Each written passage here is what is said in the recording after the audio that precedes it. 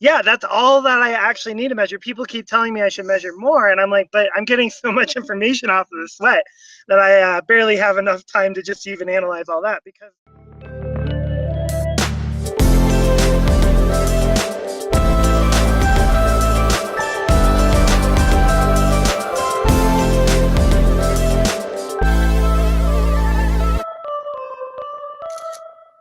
Morning, good good afternoon. My morning. name is Robert Schmidt, and I'm also known as Mr. IoT. I am the Chief IoT Technologist for Deloitte with a deep passion for all things digital. This week on Coffee with Mr. IoT, I am talking with Eliot Hedman. Good morning, Eliot. How are you doing? Good morning. Good morning. It's nice that I could put some time in to meet with you guys. Oh, it's great to have you. Eliot, you are the founder and I guess you're running Empath. And I have to tell you, when I heard about you, I was super fascinated how you use sensors, like something really scientific, something really with hard data to judge our emotions. Tell us about this. What is this about? How does this work? Can you tell me what my emotional state is? Well, are you wearing my sensors? Well, I can tell you what your emotional state is because actually the best processor of emotions is humans. Because you're smiling right now, you're crouched forward on the TV, in front of the TV. There's over 200 ways that humans express emotional experiences. So yes, I think I can. But it's an interesting question. What happens when we tie some technology in there? When we can start measuring things the human eye can't perceive? And for my dissertation at the MIT Media Lab, I focused on what they call electrodermal activity. Some people know it as galvanic skin response or skin conductance. And we looked at how much you're sweating. Because it ends up, you change how much you're sweating all day long, and that directly relates to your emotional experience. So you are measuring, your sensor measures my sweat levels. That's it. Yep. Yeah, that's all that I actually need to measure. People keep telling me I should measure more, and I'm like, but I'm getting so much information off of the sweat that I barely have enough time to just even analyze all that. Because your sweat, the micro changes, really tiny. You wouldn't be able to see these differences. It's tied to the sympathetic nervous system, and that's your fight or flight response. So if you're getting excited or if you're getting frustrated or anxious, we will see that. You can think of this as like, when your adrenaline's pumping or when your eyes are dilating. All those things we're able to measure with this sensor. Well, so, if I would have had your sensor, your measurements would have been gone from really high stress to really low stress when you showed up right in time for the call. Yeah. I was like, I got your guys' email and I was like, oh, I'm at a coffee shop. Let's see if I can figure this out. So I'm in the corner next to a power outlet. So it's great. Well, it's sunny where you are. Where are you actually? Where are you I'm getting actually in that Boulder, the Boulder area, Boulder, Colorado. You're in Boulder. Okay, but the study you did was from MIT. Yes, yeah. Our clients are all over the world. You guys probably know that about Deloitte style too. And so I could live wherever I wanted to. So I decided to live in sunny Boulder. But I spent 7 years in Cambridge and some time in Silicon Valley too. So I've earned my time here. You've earned your time. I like that. That's a really great way of putting it.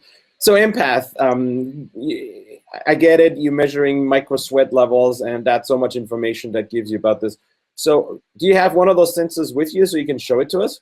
That would have been a good idea. I didn't know this was a video chat. So no, I don't have any sensor things, but it's actually really boring to look at. It literally looks just like a box. It's just a little box that we put on your wrists, and then we just have them wear it.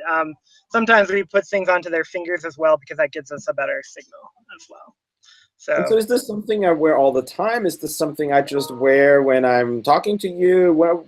Yeah. What's talk to me about the practical usage of this and how do you use it with companies?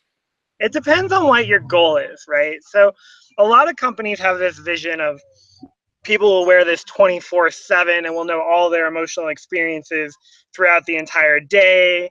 And then I tell them, you know how much data that is? You know how hard it would be to interpret this? And this is, brace yourself, because I know this is a little different than most computer scientists think about this data, is that I can put a sensor on a shopper for 30 minutes, and it could take me like 2 weeks just to analyze that 30 minutes of data because it's so rich with information.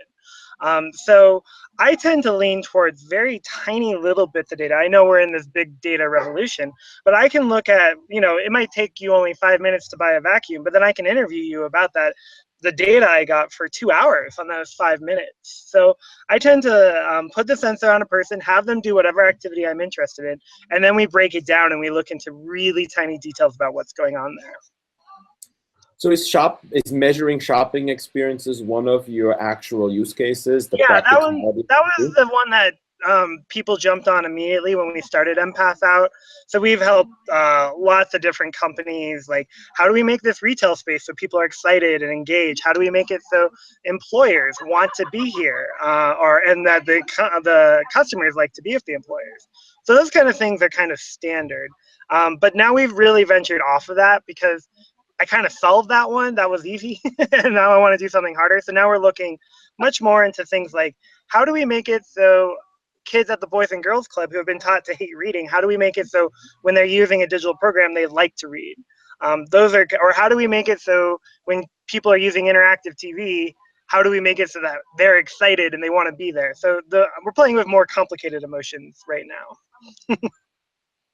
So if I'm hearing this right, this is all about measuring experiences. People put all kind of new experiences together, and you are giving them a tool to actually measure their emotional response to that. Is that a fair summary? I think that's about half of what we do.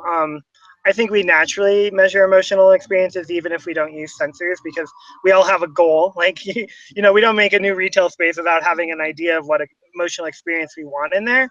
So part of it is measuring it. And then the other part is holding ourselves accountable to the experience we want to create. So like, let's take, for example, when I was doing one retail space, I always use blenders because I've never worked on blenders, but I can talk about blenders. Is that, let's say you want to create a new display to sell blenders. And you're like, you know what I'm going to do? I'm going to make it so there's a digital kiosk to help sell these blenders. So that you already have an experience in mind, you already have a design, but what you're not doing is you're not measuring it. You're not actually validating, did you create that exciting experience with your digital kiosk?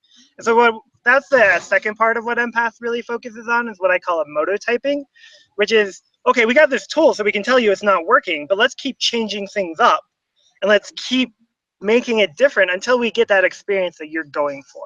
Like, how do we make it so that kiosk is actually doing what you want? Spoiler, kiosks are horrible. You should never make a kiosk. That's the answer to that one with those sensors. But so yeah, it's about holding yourself accountable and keep trying until you get it. It's not just, yep, you did it or you didn't do it. That's awesome. If you're just joining us, I'm Robert Schmidt, the Chief IoT Technologist for Deloitte, and you're watching Coffee with Mr. IoT. Today, I'm talking with Eliot Hedman about emotional IoT. Eliot runs and founded Empath, and we're talking about how to measure emotions with sensors.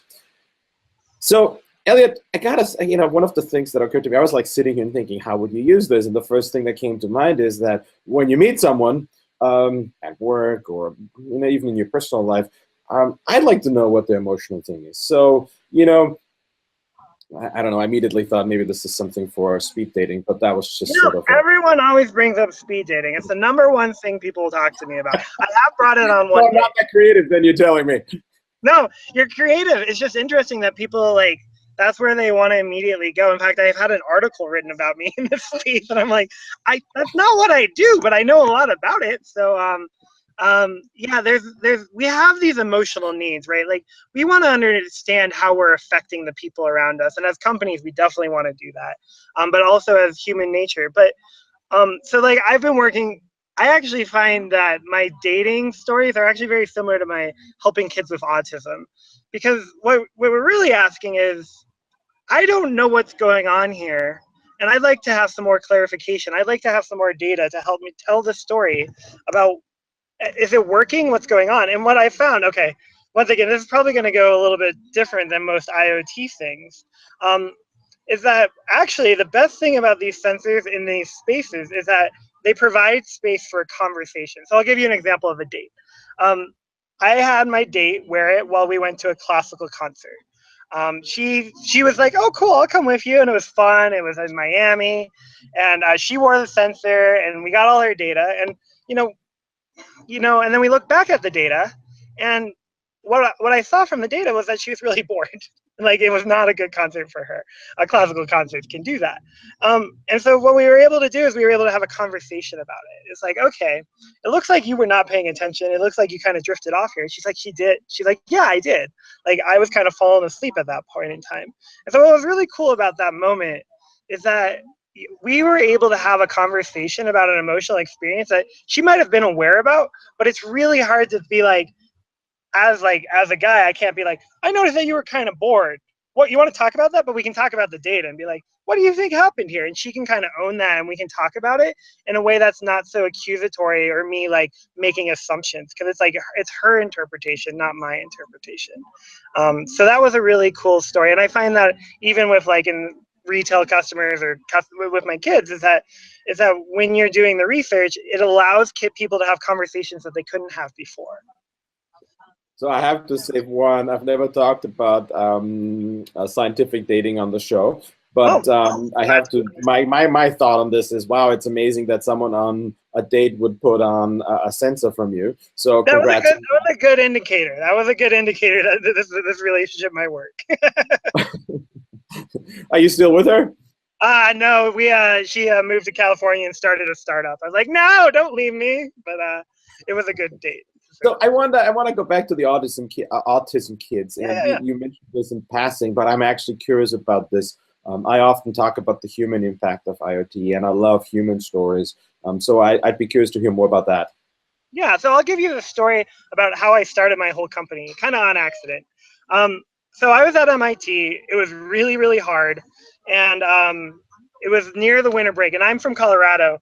And so we had these occupational therapists were there, and I was like, oh, wait a second, I'll just go work with the occupational therapists, because then I can go snowboarding on the weekends, and that will be a nice break from MIT. So that was my mindset going into working with the occupational therapists and kids with autism. I just want to clarify, this is where discoveries happen. And so I go to this occupational therapy place. It's called the Star Center. It's actually one of the top occupational therapy places in all of the United States.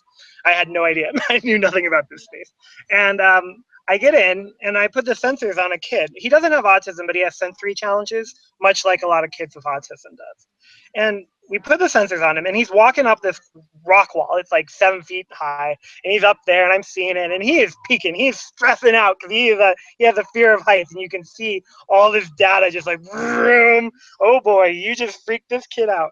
And then he like comes down, and he tells the therapist, I'm bored. I'm hungry. Can I get something to eat? I'm just bored. And he doesn't want to be in therapy at all. And so the therapist interprets this kid's I'm bored as he must need more stimulation. We must need to get him more excited. Even though I'm like, my sensors have to be broken because he's not bored according to my sensors at all. He's at the highest I've ever seen. So she takes him and puts him on a zip line, and it's even higher now. And then after the zip line, he's like, I'm just so bored. Can I get something to eat? And the therapist looks to me and says, Eliot, I bet he must be so low right now. And I'm like, actually, it's kind of the opposite. He's the highest I've ever seen. And then this is where the therapist is just brilliant. Like a light bulb goes off in her head and says, oh my God, this is what he's doing to cope with being overwhelmed. So what ended up happening is because he was so overwhelmed, the way he deals with it is he says he's bored, which is a horrible way of dealing with it, but that's his strategy. And so he's saying he's bored so he can get out of it because he doesn't want to be there anymore. And he's saying he's hungry because he has an oral fixation. If he chews on things, it actually helps him calm down. So the therapist took him into a calm room, gave him something to eat, and his sensor data went all the way down. And I was like, holy cow, that was the coolest thing I've ever seen. How in the world did that happen? And that's where I started my company. I'm like, what else can I learn with this tool? That's awesome. I actually now I'm one day when I'm in Boulder, I come to Denver actually quite a bit. I want to stop by and I want to sit there with you and try this out and see what you find. It is so much more fun whenever I can do a show where someone actually has the sensor on. It's hilarious because everything I talk about, I will see what you're reacting to. Like that was the thing I was excited about. Oh, apparently when I started talking about dating, that was the thing you cared about more than anything. Like I can show you this kind of thing. So, can I fake it? Can you fake wearing the sensor? Yeah. So, no, I'm not wearing the sensor. Can I? Okay. Can I fake reactions? Can I fake you fake an emotion? Sensor. right?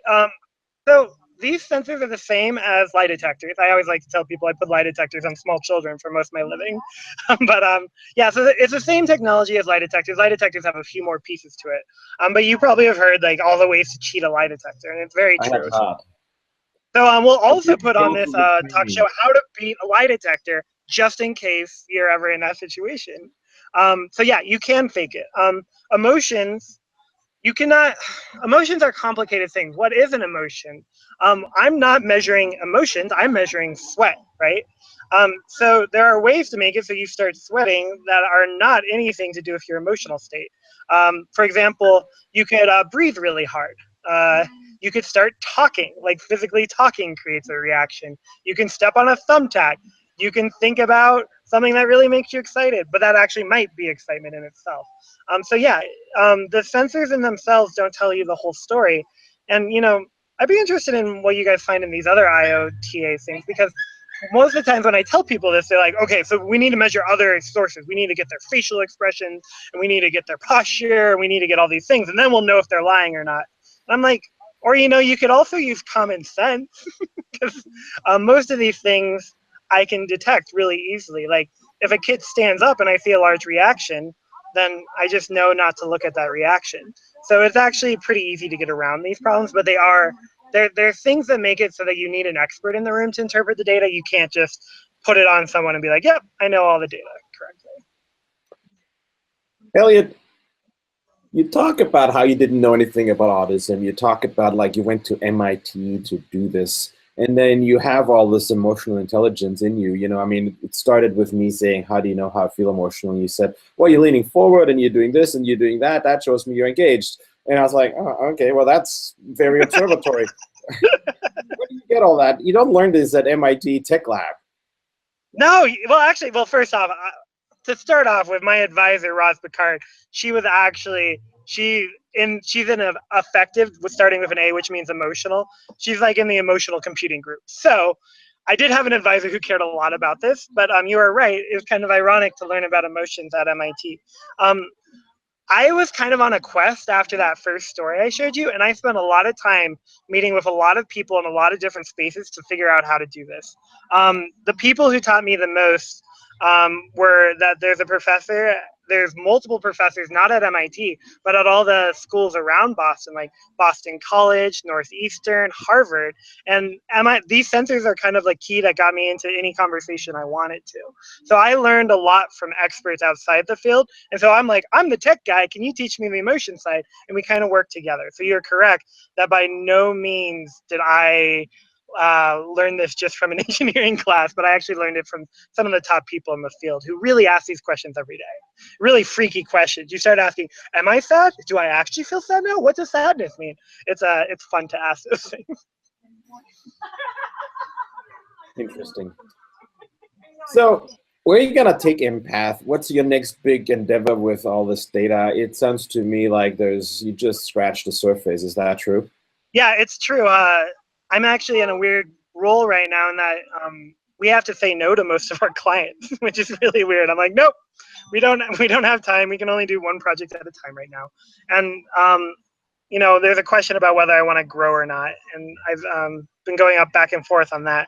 But I can tell you my own personal vision and what I care about, which might not resonate with everyone who's listening, but it is what I care about, so I will talk about it.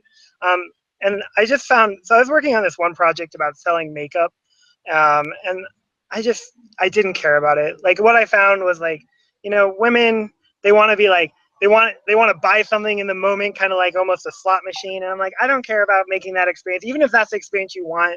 That's not important to me. So I still do retail once in a while, but you have to really yank my leg to do retail. And I wanted to do something that's meaningful for me. And this actually goes back to my autism work. And what I have found is that there's an entire population of people who don't have a voice, and those are kids. Those are the children out there. People are not listening to them. Our entire education system is kind of built around not what kids want or need, but it's because no one asks the kids. We treat kids kind of as prisoners. They kind of have to do the thing we want to do. But then I found out, not only is this an education problem, our retail spaces aren't designed for kids. Our products that we design for kids aren't designed for kids. So that's actually been my real passion right now, is helping bring a voice to kids, because kids have needs also. In fact, a lot of times the kids have needs that are very similar to adults, but we just assume, oh, you don't need what adults need. It's like, no, kids want to feel respected. They want to feel connected to their community. They want to have a sense of purpose. They have all sorts of needs and emotional things that engage them. And when you get a kid engaged, you just feel so good about yourself. You're like, this is great. I'm letting this kid live a life fully.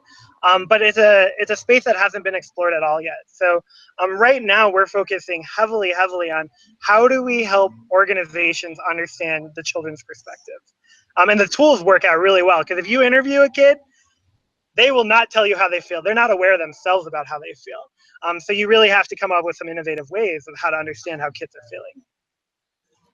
That's awesome, Eliot. I could talk to you for another hour, and I'm sure we'll keep going from there. I want to close with one last question. Do you have kids? No, I'm currently available. If anyone happens to live in Boulder, reach out and we'll put you in contact. No, I'm looking for one day having kids, and I've worked with hundreds of parents, and I'm looking forward to that day, because parents have a really incredible job and they have an incredible impact on their kids. A parent will impact the sensors more than anything else I've ever tested. So I really appreciate that.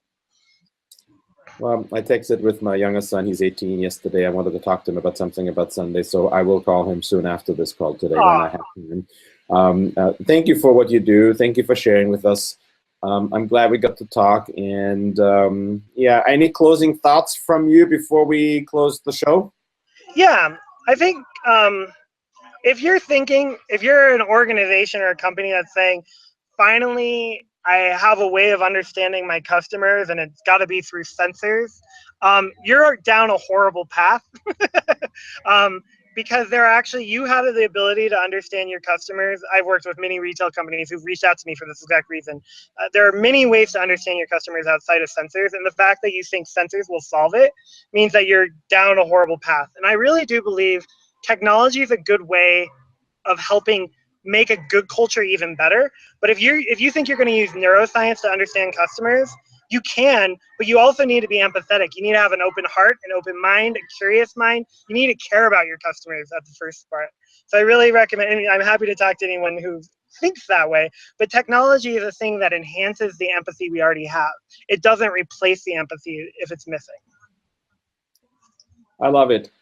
Technology enhances our empathy we already have. It doesn't replace it. I'm going to put that somewhere in my own personal memory bank, because that was a great close for the show. Great. Eliot, thank you so much. Thank you. You were watching Coffee with Mr. IoT, and if you enjoyed this conversation but missed part of it, please come and check out my YouTube channel. There's all recordings of today and past shows. And please join me again next week, Friday at 9 a.m. Pacific, noon Eastern, for another Coffee with Mr. IoT. And with that, bye, Eliot. Have a good one. Thank you. Thank you, Dad. See ya.